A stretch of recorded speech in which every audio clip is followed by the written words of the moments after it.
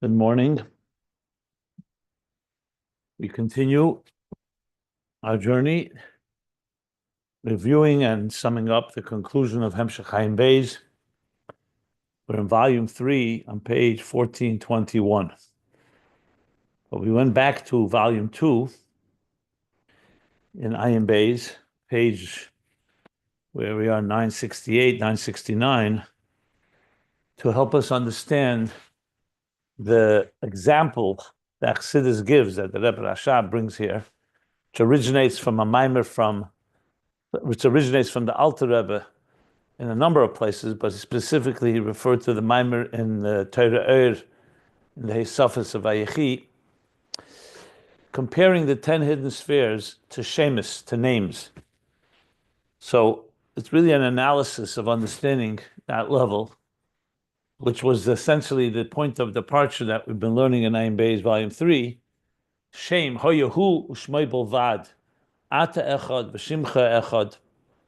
That a name, as we've been explaining, an interesting paradox in a way. And I want to elaborate a bit more before we go back into actually learning the text here. On one hand, as he made it very clear, a name completely unnecessary for a person. Let's start with an example of the person, then we'll go back to Hashem, to God. Because there's also comparisons and distinctions between the two. A name is not necessary. If there was no one else to call you by the name, you don't need a name. On the other hand, once you do have a name, when someone calls you, they're calling you, and they get your attention. So what is exactly a name in that sense? So on one hand, he compared it to a reflection that doesn't add or subtract anything. Like light of the sun does not add to the sun, doesn't subtract. It's an expression of the sun. But on the other hand, once the name is there, it is a handle, it is a way to connect. So as such, that was what we learned in volume 3. A name is like oisius, what he called osa, form of expression, concept of expression, relationship, creates some type of gilui, some type of manifestation. Whereas if you would talk about a person, let's talk about the person first, without a name, there's no relationship, there's no connection between that person and anyone else. Now, what is it above? Obviously, God is not like us. We need relationships and we need to have a name. God wanted to have a relationship. So he created the concept of a name, which is not yet an entity. It's not like a koyach, a faculty. When you say chesed of Hashem, just like you say chesed of a human being, you can't say there's a person has chesed, kindness, and also has a name. They don't go in the same category. Your name is not your faculty. It's not your attribute. A name is a description of you that, but it's not essentially a part of your faculties or your skills or any of that nature. But the name is the beginning of the concept of expression. Now, this is when you make the comparison between us and Hashem. Obviously, there are differences. Because first of all, the first difference is that we are entities that exist. So when we say I have a name, even the etzem hanefesh is not a potential entity. It's not a concept of a concept, not a concept of a concept. It's not an archetype. It's an actual nefesh. However, a nefesh is seamless and shapeless, so it doesn't have letters. It doesn't have actual letters. It's filled with letters, like we said. It's filled with the power to express itself. But there is an entity there. When you talk about atzmus, the atzmus, the core of the essence of the divine, there's no entity altogether. You can't even call him a metzius. The metzius built a metzius nimtza.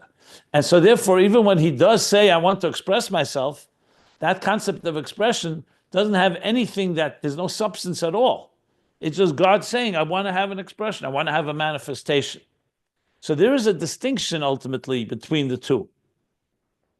So in that context, I think it'll help us understand, because I don't want to get into the nitty-gritty details of what distinguishes what he's saying here on page in the volume 2, 968, 969, where we're up to, in volume 3.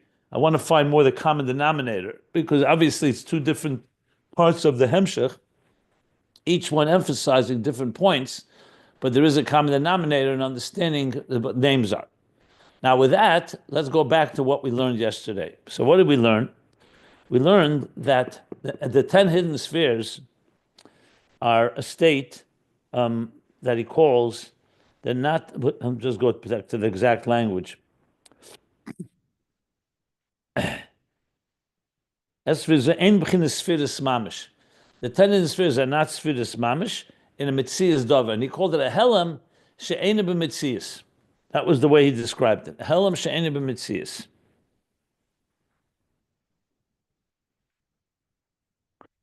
An example was two examples. One is an example from the Flintstone, where the sparks are not in existence within the stone, in contrast to the flame hidden inside of a hot coal.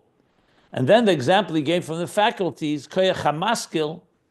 So there's the seichel goli, the revealed seichel.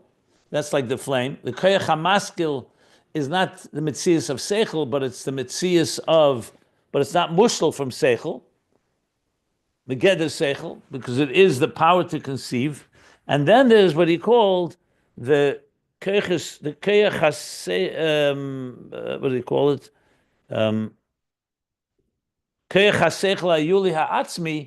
That's not even in the geder of seichel. It's embedded in the nefesh, the capacity of intelligence.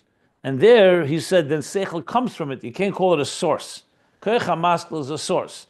And he says that level, this seichel yuli, koyach seichel yuli atzmi, is like the helam she'ena b'mitzias, which is the level of the 10 hidden spheres. But you can't say nothing exists there. You just can say it's not seichel, but there's an existing entity. There's a nefesh, a soul, and the soul has capacities.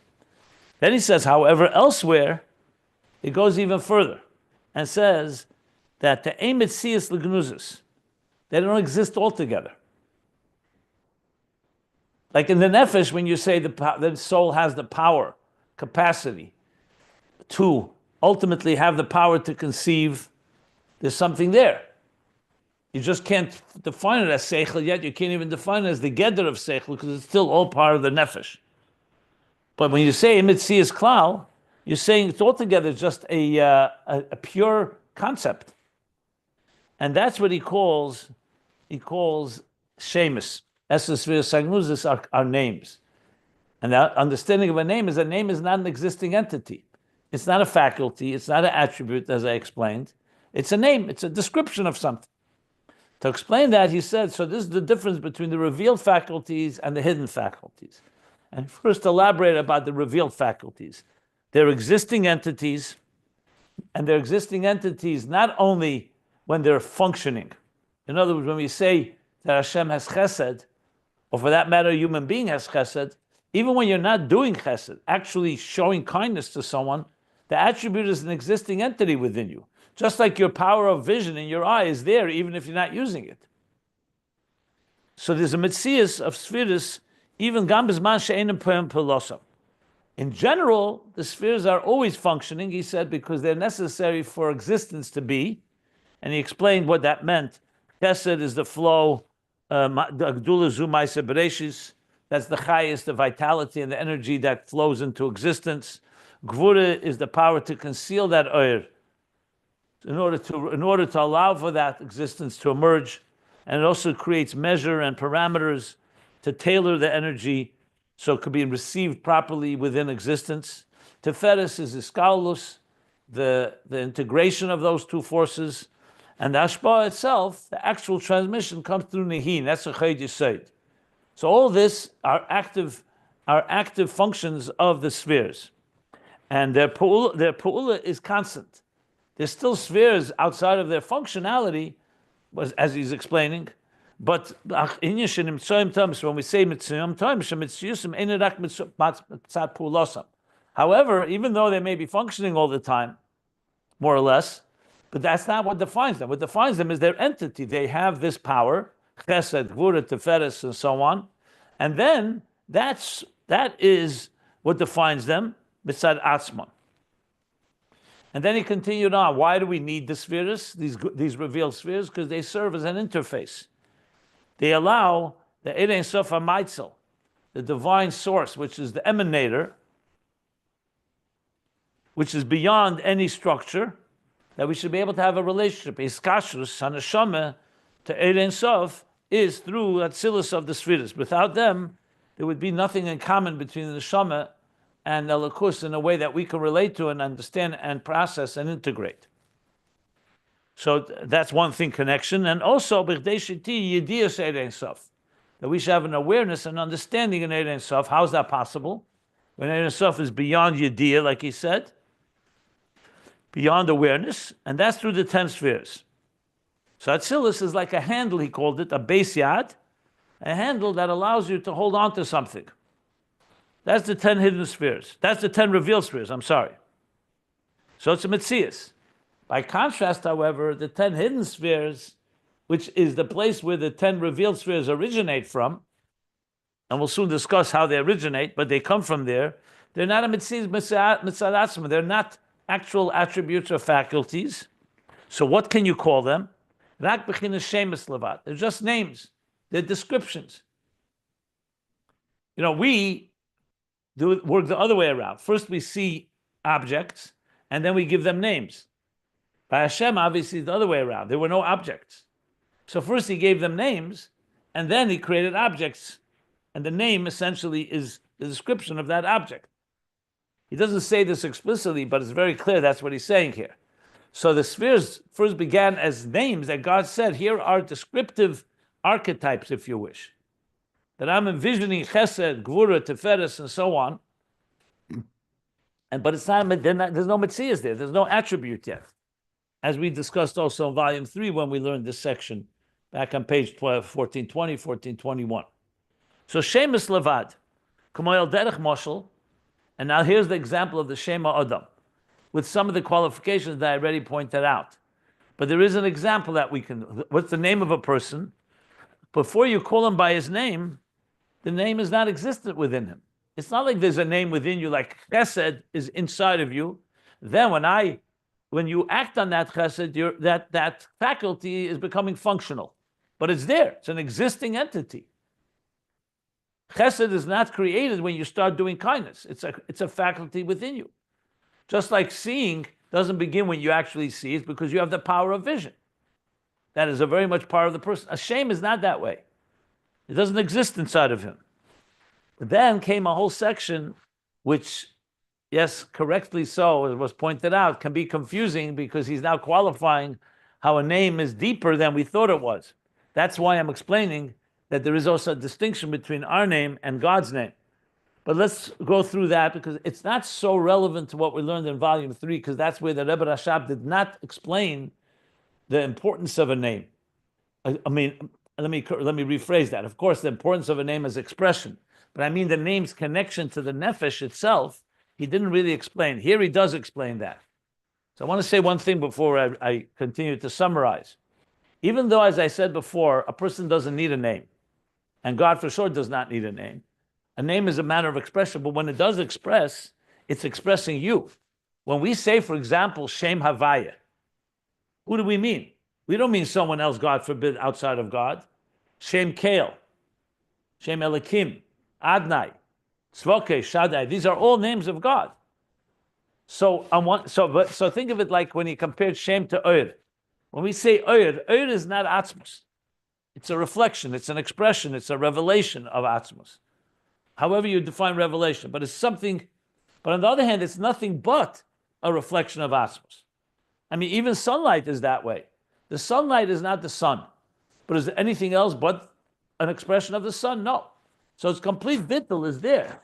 This is an important point, because once God said, I want to express myself through a name, that name is an ability that God is expressing. It's limiting because it's only that name, it's only one attribute, it's only one flow. Or like he said, no matter what, it's not the primary force of the primary function of God is to have a name or to reveal himself. That's not his primary thing. The Atzmus is much higher than that.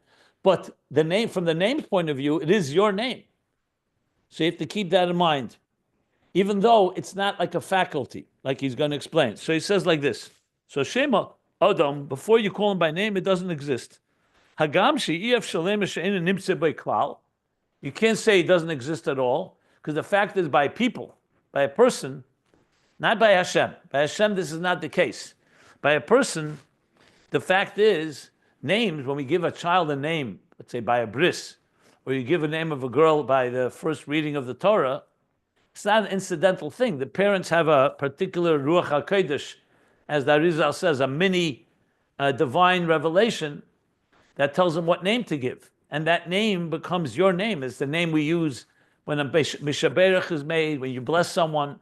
So Chassidus explains the name is like the channel of how the neshama enters into the body. So the name will be your identity forever.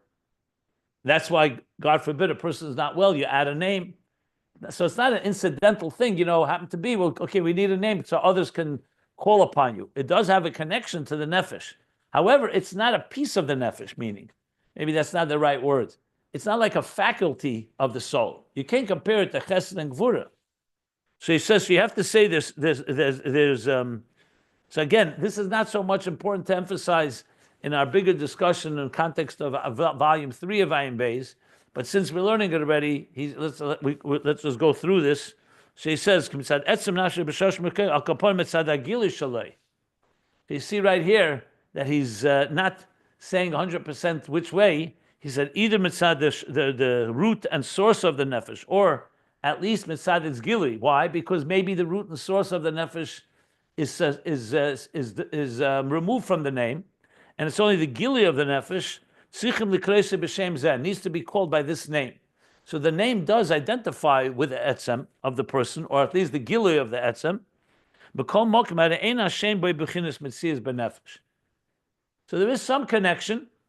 However, you can't call it that it's an existing entity in the nefesh. And that's even on the human level. How much more so we'll soon see when you're talking about godliness. Elokus. You can't compare them to faculties, like I said. You don't say your name is like one of your faculties or one of your attributes. Because the faculties, as much as you strip them from their definition and from their parameters, they're still Mikol Mokim b'chinas Mitzias b'nefesh. Mashenkan Hashem she'en b'chinas Mitzias b'nefesh.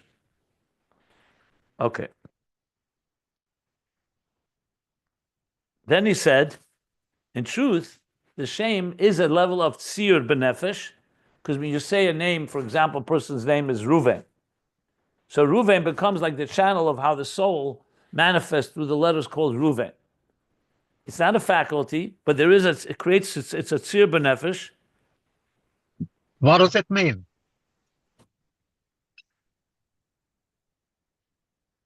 It means, like it says in the Shayichad V'Amunah, Shmoya Sheyikale B'Lashon HaKedesh, the name that something has in Hebrew is the name that gives it chayis and so on. It's the channel. So when you give someone a name, then the soul channels through that name. That's why you by a Misha Berach, or you want to give a person a bracha, you write a pan or something, you write the name and his mother's name, because the name is a channel for the soul. It's not negated to the etzem nefesh, like he's saying here, but some type of connection it has. As I said, I don't want to overly elaborate, because the reason we're learning this was only to help us understand Cheli Gimel. If you need to understand this, I would suggest outside of this class, learning it on your own. I'm happy to answer questions, but not because it's just going to confuse us. That's not what we're not coming here to analyze names. I'm just saying it because he's bringing the mashal, and actually this aspect of the mashal does not fit the way it is by Hashem. Because as Hashem is completely separate from a name, once he has a name, there is the channel. For example, you say Havaya, Yudke Vovke is Mamshech Rachamim. However, it's a name that is channeling godliness. So it's like an expression of godliness. So it's not completely disconnected. But on the other hand, it doesn't exist inside the etzem, like he's saying here. Especially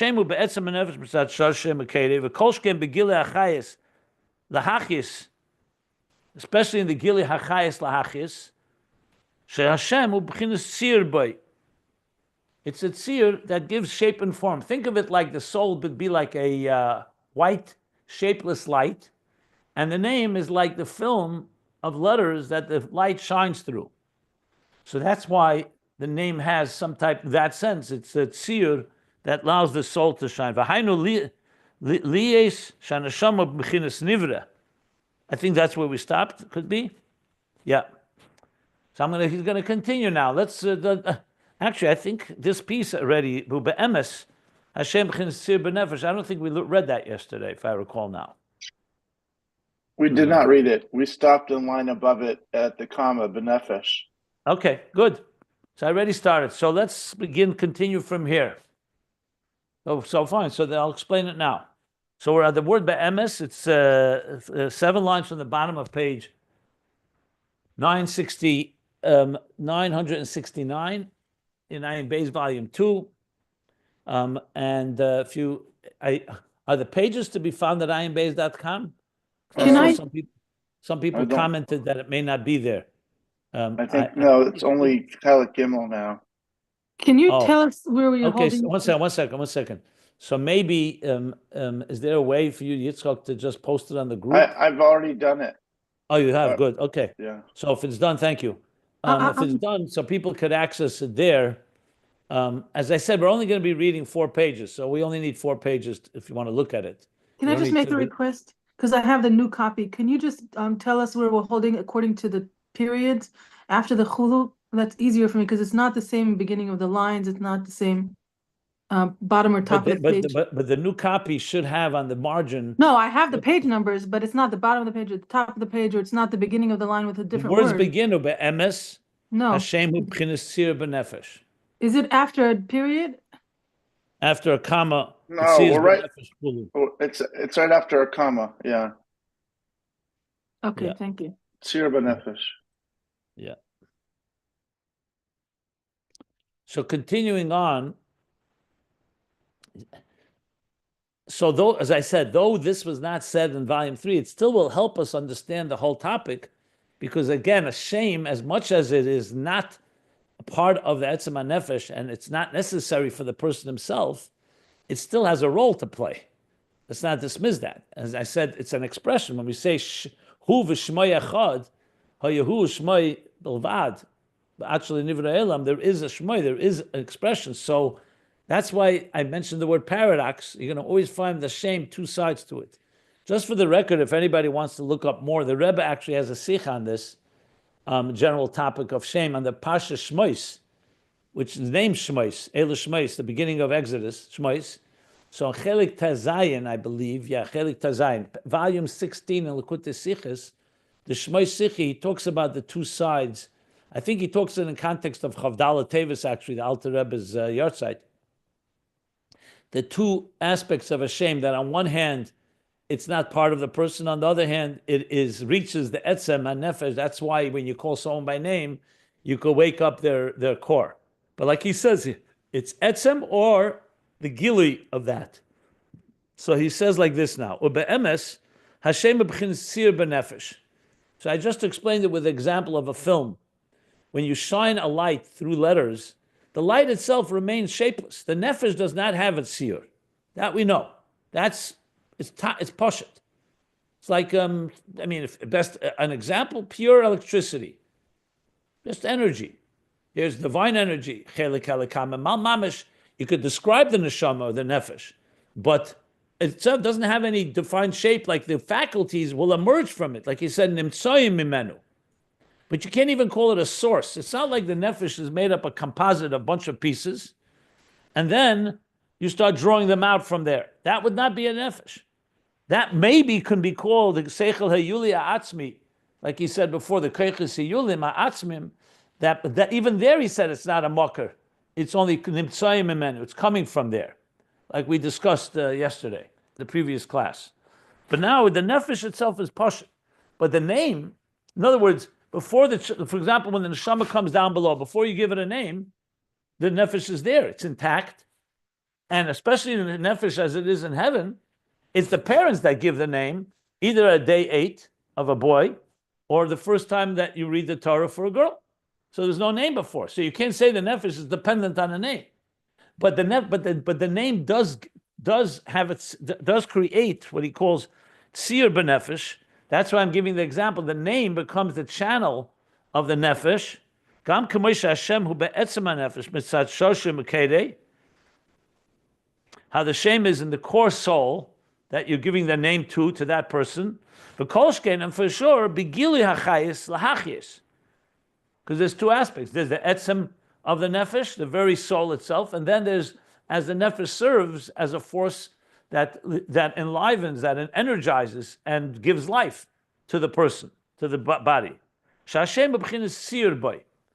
And that's why a name has letters, which are at sir. Whether it's Reuven, Shimon, whatever the name may be, Avram, Yitzchak, Yaakov, whatever the name is. Sarah, Rivka, Rachel, Leah. V'hainu liyesh shahaneshama hi nivra. So how do you explain this? Because the neshama is a nivra. Remember, the neshama is an existing entity. Neshama is not a concept, not a theory. It's not an archetype. It's an actual nivra. Ubchinas mitzias nimtza. And it's an existing entity. It's a spiritual entity. It's a sublime entity, but it's an entity. Al kain masha nimtza ba nefesh ef shaliyas boy she'en b'mitzias klal. So something that exists in the nefesh, and here we're talking about a name, you can't say it's completely an abstract theory, or an abstract name that has no mitzias at all. Obviously, this is not going to be the case with Sefiros hagnuzas. Let's make that clear, as we shall see. Right now, he's talking about the human person, because he's talking about an neshama here, the muscle. So there's going to be a qualification here that distinguishes between a name by us and a name by God. But there are also commonalities, as I've been pointing out. So you can't say in mitzias klal. And there's a very interesting parenthesis in Yiddish. He says, "Das was es is veran in nefesh, ef shalemer, or ef shalias, as es is nit veran."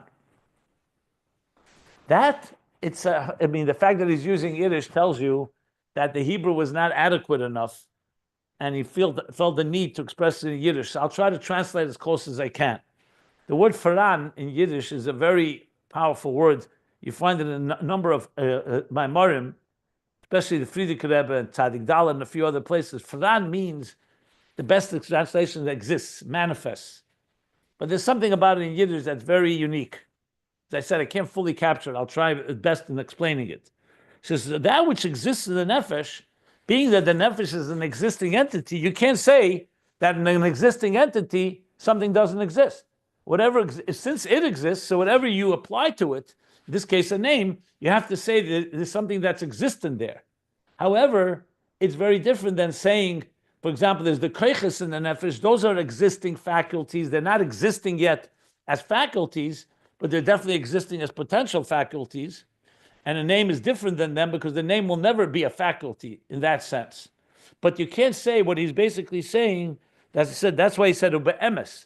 The whole piece began earlier where he said, "Ube'emes Hashem b'chinas sir b'nefesh," even though he said right before that it's not a mitzias, like, for example, the faculties. As much as you abstract them, there's still something originates from the soul. So here he says, "Ki'im hu nimtze boi be'ezet sir." So what does it mean it exists? It means it exists in some form of shape and some form of shape.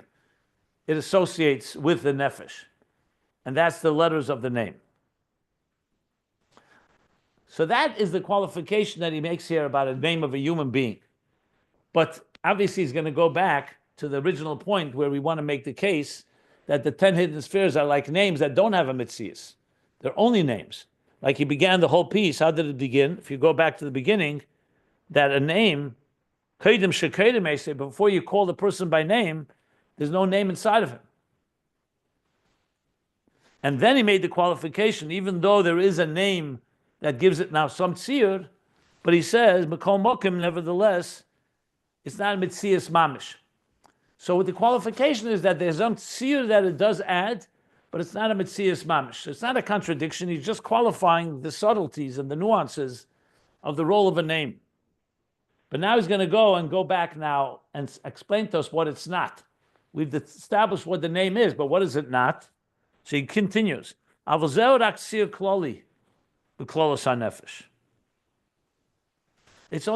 klali. It's only an overall type of, if you want, tzir, it can be description, tzir could be shape.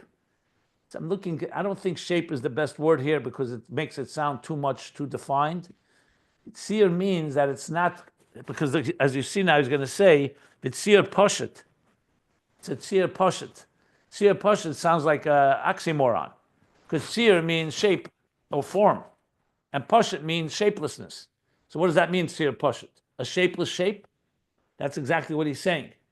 That's why I would borrow a bit here from the quantum concept. It's like a shapeless shape because you can't say nothing there. In other words, total shapelessness wouldn't even have a name. The fact that you're giving it a name, you're saying that it's a sir pashut. So it's similar to, let's say, when an artist begins to paint something. So before you see the emergence of details, he'll paint just a very, like a piece of clay that's not yet been shaped, but you're beginning to give it some form. So you call it a sir pashut. Some form is there, but it's not yet details. And this is common. You just, like in a very general sense, begin to shape it, and then you start working out all the details. Just as an example, I'm not saying it's exactly that way, because we're not talking about physical items here, but he calls it sir pashut she'ena be'ezem mitzias v'tzir mamish. So again, another abstract concept. How do you explain something that's a sir pashut, but not mitzias v'tzir mamish? And the word mamish being used. That's not mamish at sir, not mamish an existing sir. So you have to say it's the emergence of something that will ultimately can become shape and form, but at this point it's not. The truth is a name really never becomes a shape and form, but it does channel. So the example I gave with the projector would not really work well now. Because when you say a film, there you actually see letters on the screen. If you shine a shapeless light, meaning just a white light, through a film of letters, Aleph, Beis, Gimel, or Ruvain, you're going to see Ruvain in letters of light on the screen. That is absolute seer. Well, you know what? Maybe you could say that's not total seer because it's only light. It's not actual words written on a page, for example. And if you take away the film, the light just goes back to its pshitas. But there is something that you can call it seer because you're actually seeing a resh, an aleph, whatever the letters are that is shining. So I don't know if it's a perfect example. It's definitely not a perfect example. I don't know how much you can use. I can use it a little to understand. I think what he's saying now makes it even more subtle. But sir pashut she'ena be'ezem mitzias v'tzir mamish. Let's continue reading, seeing what he says. And if we need more explanation, I'll provide that as much as I can. But let's first read. V'kol kachu apshitas. So now he's going back to abstracting a name, because he wants to show how a name does not have any shape, real shape, shmamish. And v'kol kachu apshitas, this shapelessness that we're talking about of this sir pashut is to the extent to the point that the person himself cannot discern and cannot feel. It's not discernible and sensed in him the name at all. You don't sense your name. When I call you by your name, you know who I mean because you identify with it. But if you're sitting alone, unless you're speaking to yourself and you're like, some people like to call themselves by name and they say, hey, Avram, maybe wake up. But that's more of your own communication. But without that, it's not like you feel that you sense there's a name within you waiting to be released. Again, you know your name and you don't need to be educated. And as soon as someone calls you by name, in a split second, you respond if you hear the call. But you don't sense, it's not like there's an entity within you that you feel. And he's saying that's the extent of the pshitas. Now, if there was an actual tzir in the nefesh with your name, why wouldn't you sense it? That's what he's saying, essentially. V'hainu, which this means, she'ena margish shum tzerech. The Rebbe Rashab qualifies and explains what he means by this, that you don't sense it. This means, and now we're turning to the next page, 970 in this edition, that you don't feel a shum tzerech, you don't feel any need, v'shum inyan b'Hashem, and any function or any purpose or any substance to the name. Again, the name is only for others to call you. Why would you need to know your name? I'm not saying that in the context. Obviously, you need your name for ID, you need your name for blessings, and you need your name to identify yourself. But we're talking here fundamentally, an essential level. You're sitting and just thinking about God, or you're just learning something, whatever it may be. So you're not margish that I knew, I'm missing my name or something. the name will only be needed when you need an ID. Exactly that, some identification. Rak, the only reason for it, for the purpose of it, is Mashi al Yodeh, who nifna lekerev b'shmei. So the only purpose of the name that you recognize is that through it, you will respond to those that call you by your name, which is essentially what I'm saying, an ID. This includes, of course, the way your name is written in documents and so on and so forth. Because all those things need your name to describe you, to call you, to identify you. The ba'keches atzmim, and this is the contrast, in the core faculties that are encompassed in the nefesh, and they don't have shape and form, that we know that. They also don't have a tzir. But the keches atzmim, iyaf shalema she'ena margish behem shum inyan. You can't say that you don't sense any sense of faculties within you, even if you're not using them. We do have a sense of our faculties. Shari muven she'iyaf shaliyas keches gluyim, rakish yesh keches nelom imatzmim. Because it's understood that if you have revealed faculties, clearly they're coming from somewhere. They originate from the concealed or the core faculties. He calls them atzmim, not nalamim. So that there can be revealed faculties unless they were first concealed core faculties. By a name, you don't say that. So therefore, when you see revealed faculties, you see I have the power to see, I have the power to write, you can expect, you sense, of course, it comes from, so there is a tzedek for the keiches atzmim, because without them, you wouldn't have these faculties.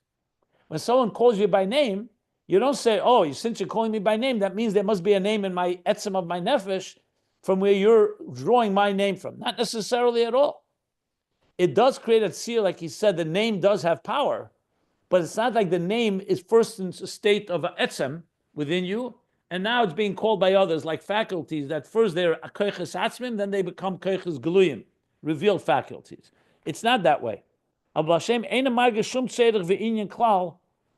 There's no need and no inyan. No inyan is not purpose, but inyan is no value, no function at all.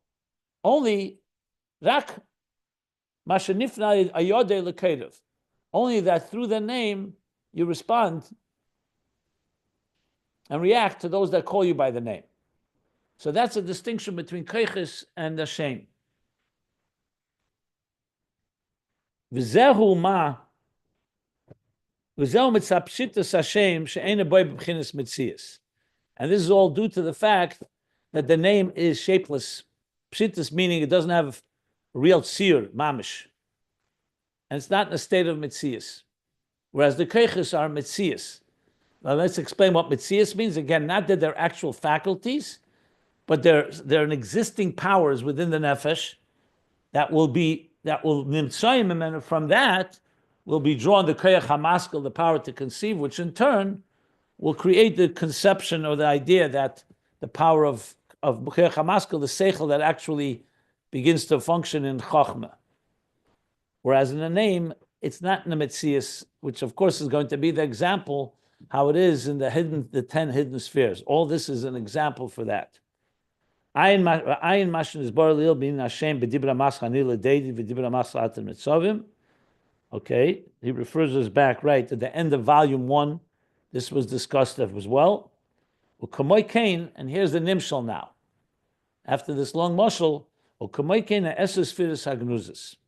So too with the 10 hidden spheres, einam b'chinas mitzias, like he said, ein spheres, what he called before, he said mokamachal, he said ein mitzias legnuzis. There's no existing entity, they're not mitzias. Rak hamoy shemes levad. They're only like names, shenasim al yedei kriya, that are formed, or they emerge only when you call them by the name. Before that, they don't exist. And yet, to go back to the qualification that he did make earlier, when you do call them, they do identify with who you are, obviously. But it's not something that originates, that the nefesh comes with a name. And the best proof of it is we don't have it, we're not born with a name. And a nefesh before birth for sure doesn't have a name. Later, the name will be given early on, but the nefesh itself is beyond that. and therefore the name that's within it is in a total state of pshittus. Even if you were to say that the name associates with the etzem nefesh, like he said, with the gilui, but it's not in a form of existence. It's in a form what he calls a tzir pashut, and not mitzias at all. And that's the Sefiros Agnuzis. Now he's going to explain this more now in detail, but briefly you could say this. In other words, before the 10 hidden spheres, God has no description. We have learned there is the concept of expression. The Shmoi Kol Batzmusei, there's the Shmoi Shem Yachid, Shem Echad, the level of Yachid, the level of Echad, and then there's the Shemus Lashon Rabim, plural, in the 10 hidden spheres. So are they hidden in higher levels of the divine before the Tzimtzum, before they become 10 hidden spheres? The answer is no, because they're not a Metzias. So ultimately, there are forms of expression that when they're called by name, you'll be able to call out, like we learned, that you call God by the word Chazdan, then ultimately from there will emerge, after the Tzimtzum, the attribute of Chesed. But at this point, they're only names, the Esser spheres, so essentially concepts or archetypes, and he's now going to explain it, and what he's going to explain now is very similar to what we learned in volume 3, and that's actually why we're learning this. So we have a little more than 2 pages to continue this discussion. Let me pause here for any questions, if there are any. You know the psukim you say in Shemona Esrei that have to do with the beginning and end of your name? Yeah, what about it? Is it true that you say it so that you don't forget your name once you're in Olam Haba? There is a medrash, he brings that at the end of volume 1, actually, in Ayin Beis. He brings a medrash that the name does associate. Like I said, we call also, when we need a blessing for someone, a mishaberach, or you write a pidyon, or other things, you do write the name. The name does connect and draw from the soul. The question is whether the soul needs the name. That's the issue here. So we're not saying a name doesn't have any power. But what's the story with the soul needing the name when they get to the other world? In order to get its schar, there are many ways you can explain it. It's not that the soul fundamentally needs a name, because like you said, the giluyim of the nefesh. The same reason why do we need a name when you say a misha berach, you say a blessing for someone? The name invokes. Honestly, I know a lot of people feel just like you wake people up, just like when you call someone by name, it sometimes can wake them up from a faint state. A lot of people say Hashem knows who I mean. Why do I need the full name? Because you want it to be expressed, and you want the name, just like why you call someone by name, because you want it to come in an expressed way. Do you find that you feel this? He explained that a name has a connection to the nefesh. He says that tzir poshet, but it's not like a faculty. It's not an entity that exists. It's an additional thing that's just like you said, an outer handle, if you wish. But I said the paradox of a name, that a name is referring to you, and you can't wake someone up with their name. That doesn't mean the nefesh needs it. He says clearly that you don't need it. Before someone calls you, if there's no one to call you by name, you don't have a need for the name. So basically what you said here, that the essence Sefiros are like the name, but which means Exactly. that all the spheres, which is Emahus, in Agnuzis, it's in the level like it is a name. Yeah, like Hashem doesn't need the Esser spheres, but if we call him by something, we'll call him by the Esser sphere. Well, he gave us names in order to call him, so we can identify with him. Yeah. If you go back to page 625 in the first edition of Ayin Beis, he talks about this issue, the role of a name, in this context. I think that's where he brings the medrash you're referring to. In what page? 625 at the bottom. It's from a Masechta Kibut HaKever, brought in the different Sfarim. Yeah. Thank you.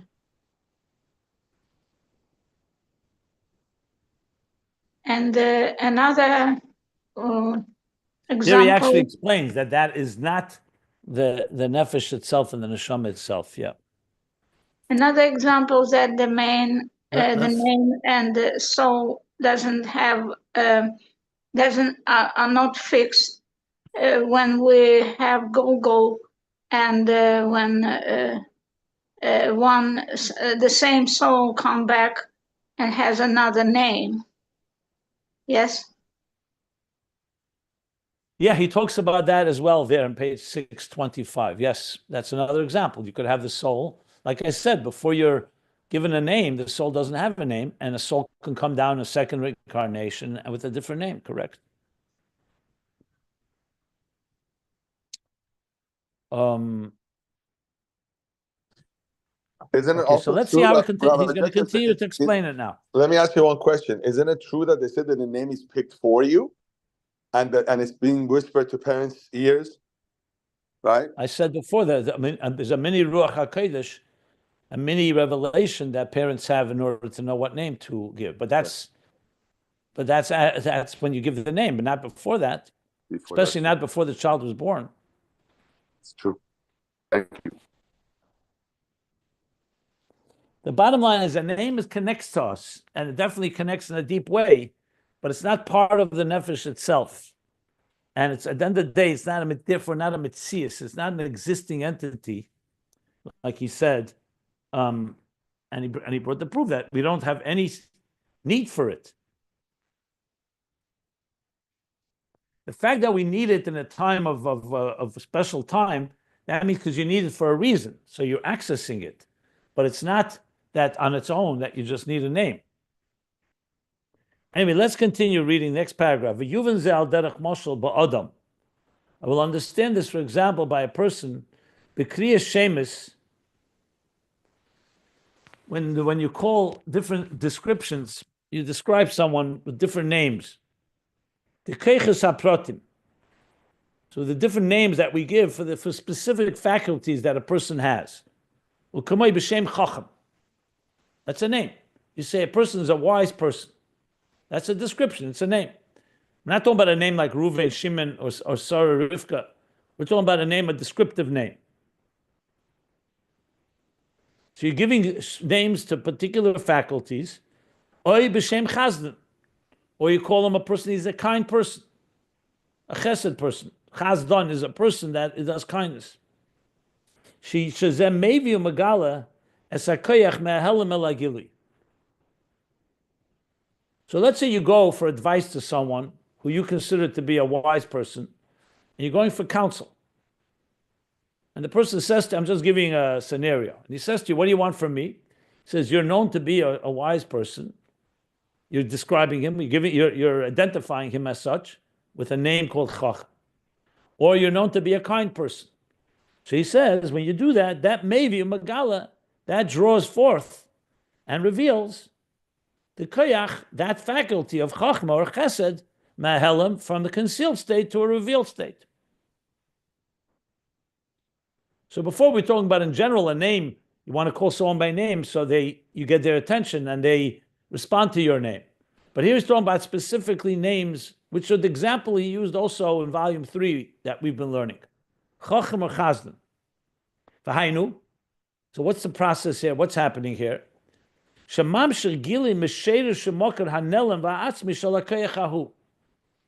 name is like literally like you can say like a tool, an instrument, like a shovel or some other instrument that is drawing gilui, a revelation from the root and source, the concealed and the core source of that faculty, of that particular faculty. So without the name, it would remain concealed. By calling the name, you're actually invoking and saying, here's the wise one, the kind one. You're bringing it forth. So you're going to describe the praises you find in different places. You find it by Rashbi and Zohar, sometimes in the Gemara, that the students came and they were mishabeach, they praised their teacher by calling him, compliments. When you compliment someone. So he says, so it's known in this idea of shvachim, praise and compliments, that when you praise or compliment someone with the name chacham, it's not just an acknowledgement and you're rewarding him, or acknowledging him, or offering gratitude. It actually has some function. What it does is, it's ma'eder. It awakens the koyach al-chachma within him, hanalama, that's concealed, the concealed power of wisdom within him. Shagam im maskel askolas b'koyach makasichle. Even though he may be on his own, conceiving ideas with a koyach makah from the power of the source of his seichel, hine kashem meshapchem esei. When you praise or compliment him with that name, reveals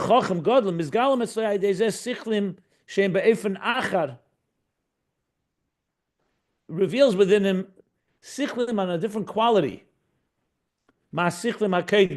from the previous sichlim. In other words, even if he's an active, intelligent person, but when you call him by the name, and we're talking about obviously someone who knows how to call and does it in the right way, you're actually activating even more seichel, or of a different caliber than the sichlim that were there on their own proceeding. Which means that they're coming from a more concealed state than they were there before. So there's an amount of chachma that he's giving on his own, but then when his student or students come to him and say, we have a real dilemma, or they dig deeper, or they challenge him even more, and he said, and they essentially by calling upon him, and it's not just that they call him a wise person, but they're respecting him as such. So it actually helps dig deeper, so to speak, and excavate a deeper wisdom or a more concealed wisdom that was there on its own. That's what he's saying. That's the purpose of the shvachim. I don't know if he brings here Rashbi, but Chassidus asks the question why the students of Rashbi were mishabechim. It sounds somewhat superficial, and even like to flatter someone. What's the point? So they explain that they call him by names because they wanted to draw and elicit from him those faculties they knew that he had. He brings it. And that's why we see that even when in a situation where you don't see any particular revealed seichel in his mind, no, it's whatever, he's not activating his seichel right now. And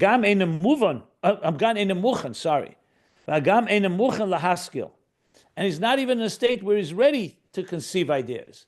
Whatever reason, distracted, busy with other things, whatever it may be, that he's not prepared himself at all to conceive. Lahaskil ischakim, the difference in lahaskil ischakim is a very subtle difference, but basically to conceive and to generate ideas. Nevertheless, mischadish by sichlim chadoshim. So there will be innovated new ideas within the koyach chachmosa hiyuli ha'atzmi, from the power of his wisdom, the hiyuli ha'atzmi, which means in the potential core.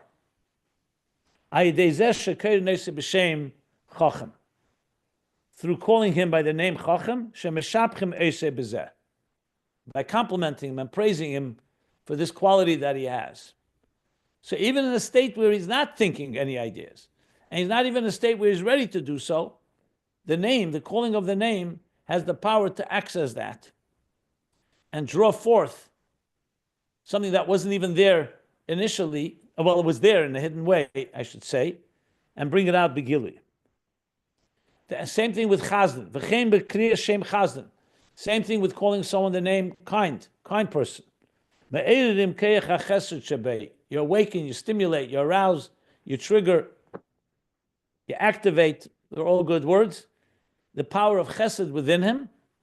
Shagam shelo yasham miseidus chesed klal b'libei.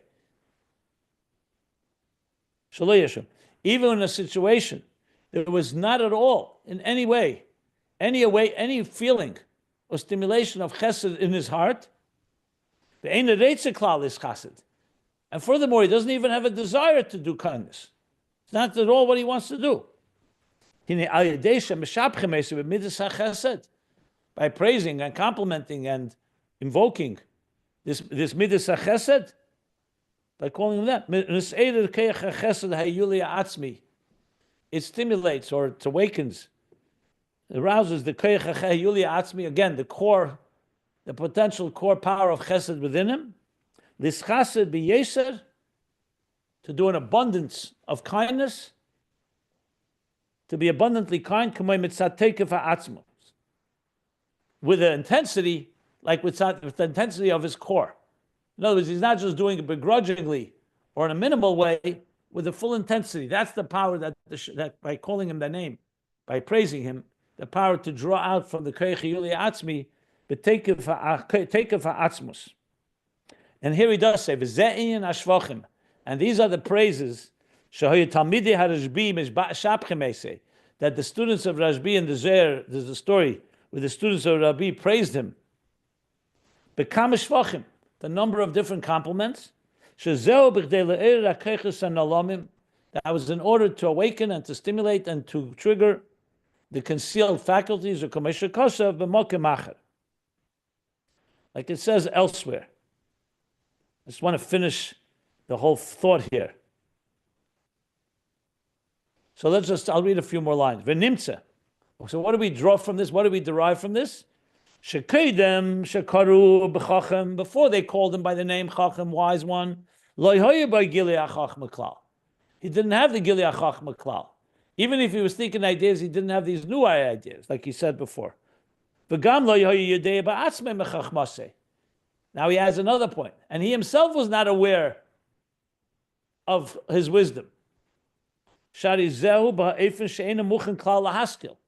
That's the ifin that he described before, because he's not even in a state that he's ready to conceive ideas. He's completely in a different place. He's not in that place. He's not present in that way.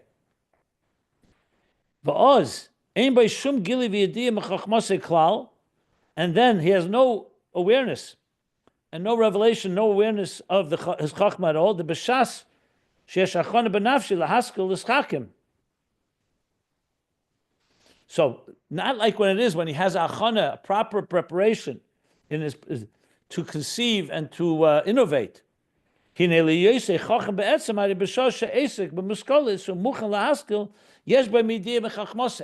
state, so the time when he's involved in these muskolis and these ideas, and he's ready to conceive, so he's then aware of his chachma because he's preparing himself. It's like someone preparing to give a shir in a Blad Gemara or in a Maimach Chassidus. So then he's in a state of awareness. Gam Todem Shabbat Skola Begili. Even before it actually comes out in a revealed state. Avakashed Eina Muchen Klal. But in a situation like we described before, where he's not at all prepared. He's doing something else. He's completely not involved. He's busy with something. You find often situations like that. He may be involved even in some menial labor. And he's not Muchen Klal Ischakim. So he's not in a state of consciousness and awareness of that, of the Chachmah. And yet, he's going to say, I just see this is a long drawn thing and I want to just stop somewhere. I see there's no way to stop here. Because the Koyach Hayuli Atzmi is not in a state of hergish at all. What he said before that you sense is that you know that you must have the concealed faculties, but you have the real ones. But it's not like you sense the faculty necessarily. So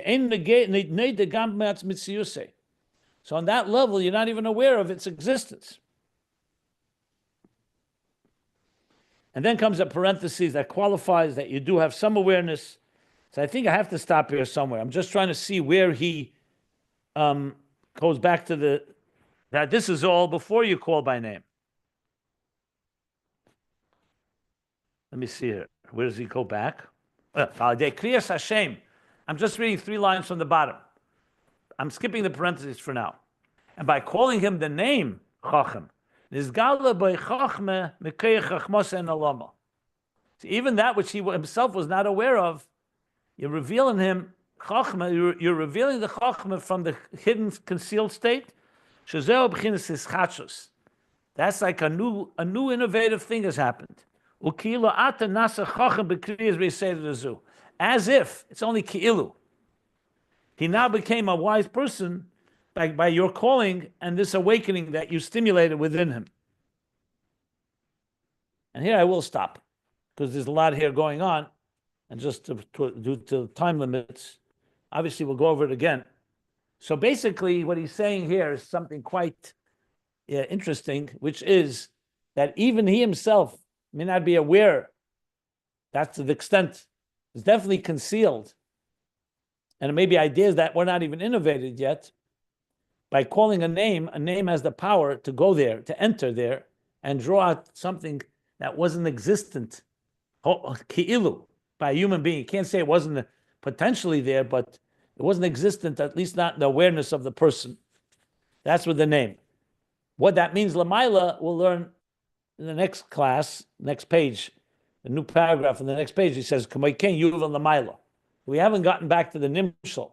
Right now, it's all the Al Derech Moshel of the calling of names, the praises and the compliments, to explain what calling a name is. This is the main thing we really wanted to take from these pages, because this he did not say in volume 3. He just said calling a name draws out the even from a level in godliness before the symptom that poshet, that is shapeless, that the names, the 10 spheres begin to create some form of expression of definitions, even though it's not an existing entities or attributes before the symptom, like we're learning here. It's only names, but the names are drawing that out, and we'll see how he develops this as we continue. So I will stop here. Basically, the bottom of page 970, but we still have a longer parentheses, which I did skip, and we'll go back to it. But give the floor to you. Anybody wants to ask anything, remember, it's not finished because he hasn't gone back to the nimshal, to the moral from all of this, which will be the next paragraph. I wanted to ask you about the Rashbi. The Rashbi, they called him Pnei Hashem. They called him Pnei Hashem or Shabbos, and he wasn't aware of these great things. And they, by giving him the name and calling him this, Yeah. What's the question? How is it possible? The Rashbi. I mean, the Rashbi was like he's like the highest level of Tana, and people called him such great things, and he mentioned that he wasn't aware of these attributes, and that brought down good stuff from upstairs. Can you please explain? Well, look, you could ask a bigger question. Is God not aware that he can be the king of the world, and yet he wants us on Rosh Hashanah to call him king and to keep announcing and coronating him with one expression, another expression, and hundreds of times? Yeah, God is even. So the answer is that when you're talking about we're talking about truth here. We're not talking about a name.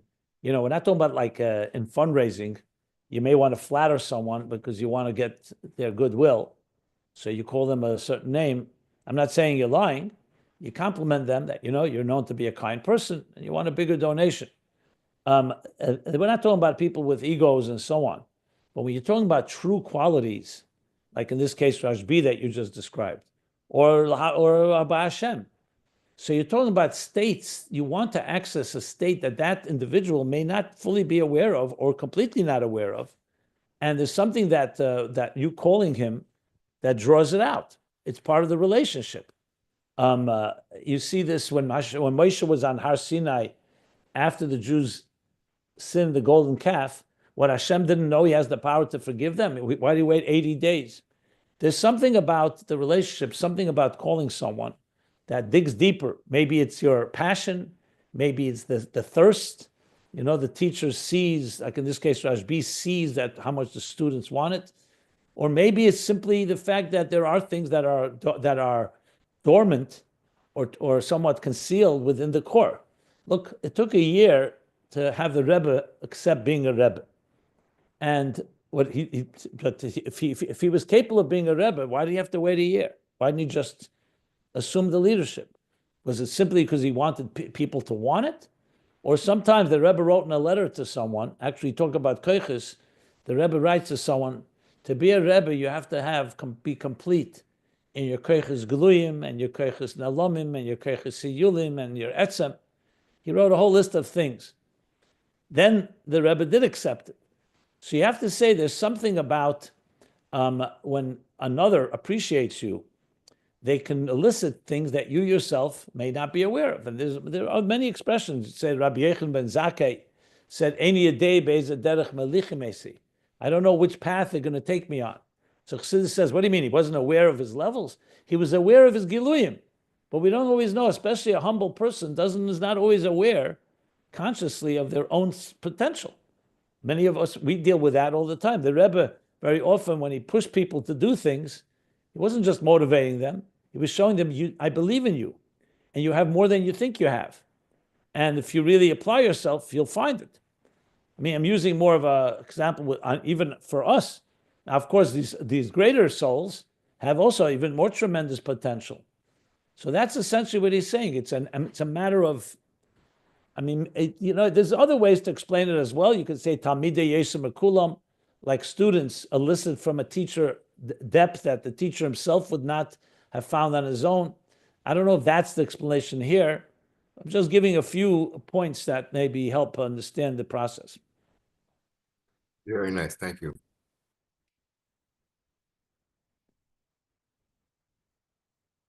Here, I think the key point is that, in a sense, by God saying, I want to express myself through names, and I want you to call those names to draw forth. Remember, we spoke about God envisioning the Avedus HaAdam, Halas Man, even before it happens, which gives him Tainuk. So in some way, this alone tells you that the relationship is so critical. Because who's going to call you by your name? You're not calling yourself by the name, it's another. But let's see how he develops that as we go here. In Ayin Beis and Chele Gimel, the point there was a different point. Not so much the relationship part, even though it's negated to the bigger picture.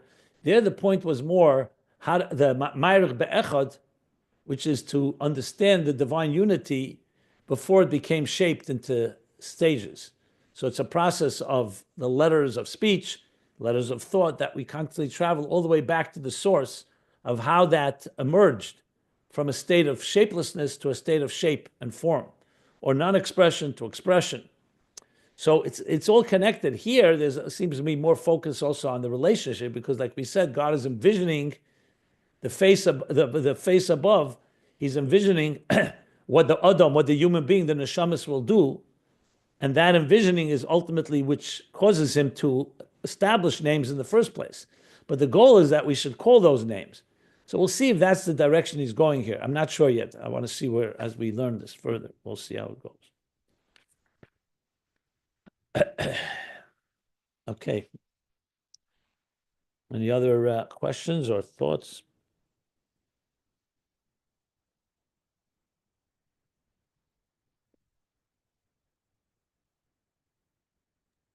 I just had a question. I don't know how this fits in with what you were just going through, but a person's name also it also gives them, it can give them, it often does, especially Jews who name their children after either existing, or if you're Sephardi, or deceased relatives if you're Ashkenazi. And that also is part of your identity. It tells you where you come from. So I recognize that's not the same thing as a creation, but it seems like it's more than just you say like a filter, or letters. The light is coming through, and the letters. Yeah, but I also said that you say Misha Berach, you give a name, and the name is, and you add a name to someone who's, let's say, not well, God forbid. The name has the power to draw energy. It's not just a description. So correct. When you name someone after someone, besides honoring them, in a way you're trying to invoke some of that schus, the merit of that soul upon this person. But it's still not a faculty. It's not part of the nefesh. It's not like you need the name again. That's the key here. The name has power. That's not to a question now. the name has definitely power. That's why you call someone by name. You can, as I said, you can awaken him. You can give him more strength. A name has that strength. But it's not, the soul itself is removed from that. Understood. Thank you. Okay. So we'll stop here. That's the bottom of page 970. We'll continue. Go back over it. Should be good. Okay.